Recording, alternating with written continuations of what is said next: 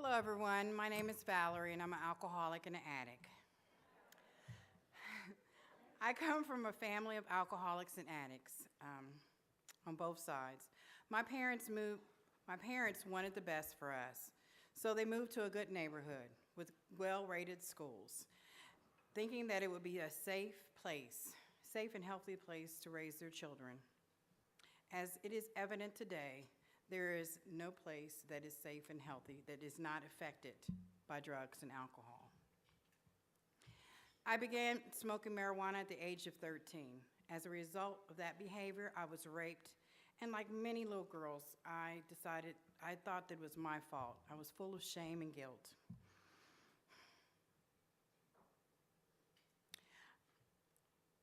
I covered up my guilt and bad feelings with drugs.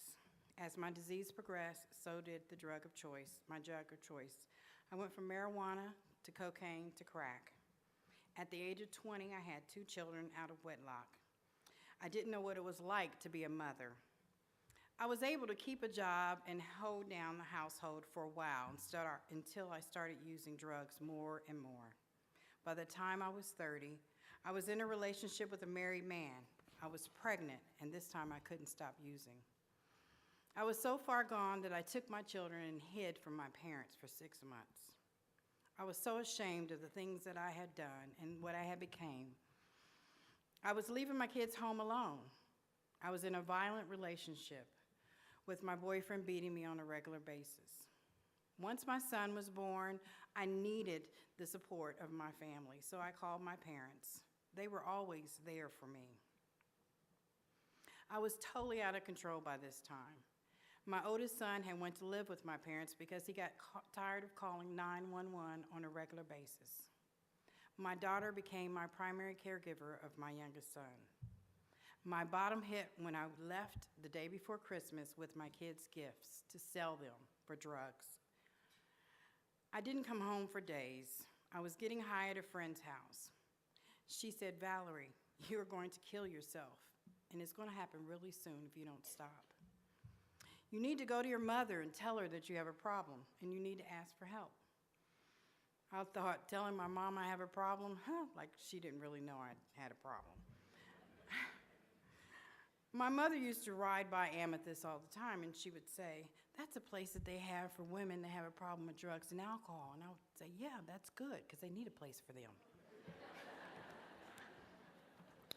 So I listened to my friend, and I went to my mom, and I told her I needed help. At this point, I was homeless, unemployable, and I made the decision to go to Maryhaven.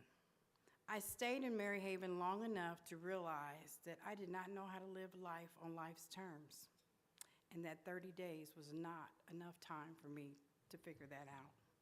So it was suggested that I go to Amethyst.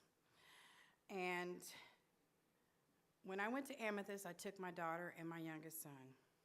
I received an apartment, and in that apartment, everything I needed to live with was there. Sheets, towels, pots and pans, furniture. Sorry. It was an enormous gift, and I was made to feel that I deserved that gift. It was a wow before I actually believed it. I was at Amethyst for about a month when I realized that I was not just getting treatment for myself, I was there for my children also. And it was also very important for me to realize that I did not want my daughter to do the things that I did, to see the things that I saw.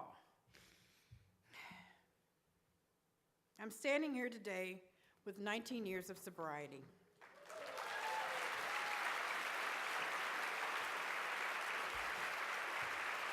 Thank you. I have stopped the addiction in my family. My children are married now with children of their own. They've never used. Now I am blessed to have a job with Amethyst.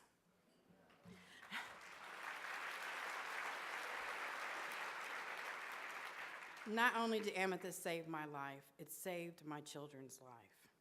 I am so grateful for Jenny and the other founding mothers, for the belief and the vision that they could change the world. I'm standing before you to tell you, you have changed my world. I am so grateful for all of you today that are here and the contributions that you give to Amethyst, because we can keep changing the worlds of others. And I am so grateful for Jenny for all that she has done for us, for giving us her all. And I just want to tell her I love you, and you're one of my heroes.